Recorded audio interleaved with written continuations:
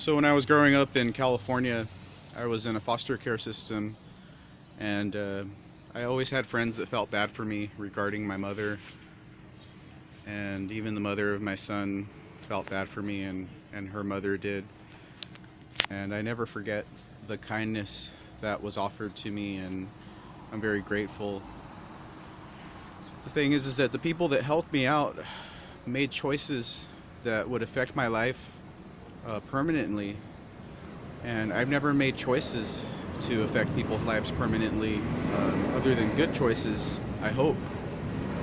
And so I deal with all these people that helped me, but in the long run they chose to condemn me at their leisure, and so it's a really trippy situation. But I remember that in the foster care system I dealt with a lot of confusion, because you think that people from foster care are extra innocent, and then you find out that they're not really from the reality of obeying the law, and they're not really from the reality of raising kids accurately. And it's really funny because I had a foster family that was from the U.S. Armed Services, from the U.S. Navy, and it was really fun, and it was just confusing at the same time, because I had to deal with the reality that people were going to judge me based off of my childhood as an adult. So now I deal with that reality that people are judging me based off of my childhood. And so it's pretty funny, because you know, I really have a lot of good memories that balanced out into no memories because of the choices that the foster parents and the former employers of mine from Santa Cruz County made regarding condemning my mental health with national security and with homeland security. And so I just, it was interesting, because I went to Santa Monica College, and I enrolled in Santa Monica College, and you know, really rich people like lawyers and public defenders, they don't tolerate incompetence. So you can't say S word or F word or anything like that in court. And these people control our lives. Lawyers control all of reality. They control all of our lives. They control everything about us. Lawyers control all of reality. And these people don't tolerate how others are raised in poverty. So I remember that one of my foster parents at one point hated when I read the Bible. She would attack me when I read the Bible, and I didn't understand why.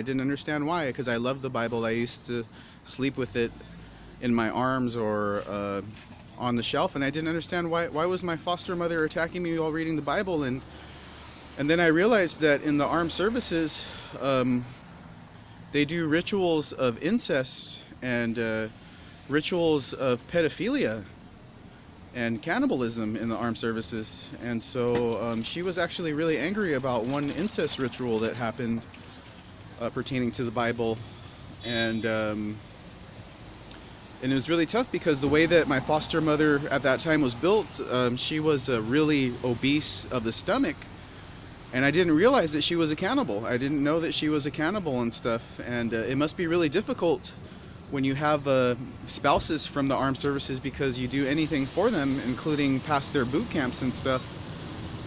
And so when I went to Santa Monica College, they were saying the S word with a lecture called TED, T-E-D, all in capitals, TED. And TED said the S word in its lesson. So I thought, okay, the Santa Monica College rules are to be respectful, and to, you know, the honor code is to also to be respectful, and to be considerate of others, and you know, other students, and to have a respectful demeanor, and to obey the law and stuff like that. You know, things similar to that, the Santa Monica College honor code. So I started contacting Minnie White Elementary School in Watsonville to tell them the symptoms of pedophilia and incest, because Watsonville, for starters, is a food capital. There's a lot of food raised there.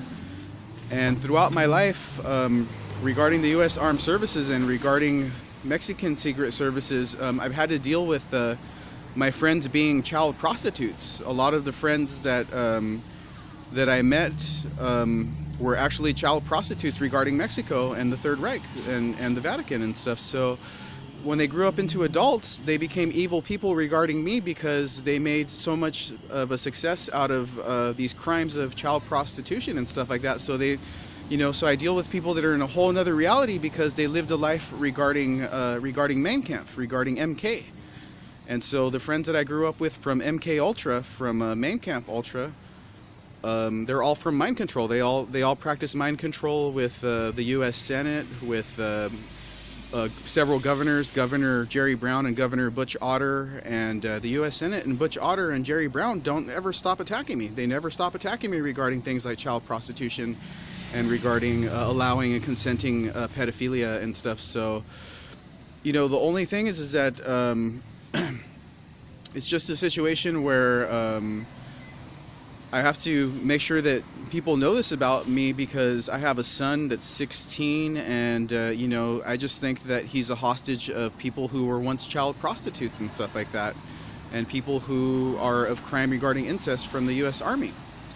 You see, in the U.S. Army, the U.S. Army police train their cadets and their U.S. Army police cadets how to do things like castrate children and stuff like that, so that they don't cry. The U.S. Army castrates children so that they don't cry, and that's that. And that's the facts. And then the U.S. Navy takes their boot camp to Guantanamo Bay, and the U.S. Navy eats fetuses, eats abortions.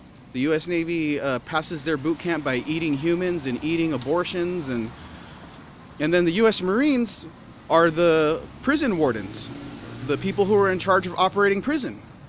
So the U.S. Marines, which are also a part of the U.S. Navy, are allowed to murder their wives while pregnant. Prison wardens are allowed to murder their wives while pregnant. So here in the United States, we have the FBI, the Federal Bureau of Investigation. The Federal Bureau of Investigation is a militia. It's a militia, it's a worldwide militia. And the Federal Bureau of Investigation lists the U.S. Marines and the U.S. Army as most wanted fugitives simply for hunting, simply to hunt informants. So the Federal Bureau of Investigation actually hunts informants regarding psychiatry exclusively. And so the only thing is that the Federal Bureau of Investigation lists people from the United States that are more powerful than them, like Robert William Fisher of the U.S. Marine 1st Battalion. Robert William Fisher of the U.S. Marine Corps 1st Battalion is a more powerful entity within the United States regarding the power of a prison warden. So what the Federal Bureau of Investigation did is they listed their superior as a most wanted fugitive when the United States Marine Corps 1st Battalion has permission to kill anybody at any time regarding being a prison warden. So then the United States Federal Bureau of Investigation and the Federal Bureau of Investigation lists Rosemary Mulder of the U.S. Army, and that's how the FBI makes the most fun of us. The FBI makes so much fun of us with the U.S. Army by listing Rosemary Mulder, because Rosemary Mulder passed her boot camp, which was based off of controlling reality, So here in the United States, we live in the crucible. The crucible is based off of surviving suffering and controlling reality until weak specimens are purged out of the United States. So the United States Marine Corps purges out weak or disobedient specimens, and so the crucible pertains to people like Michael Jackson and people like from the Jackson family actually faking their death.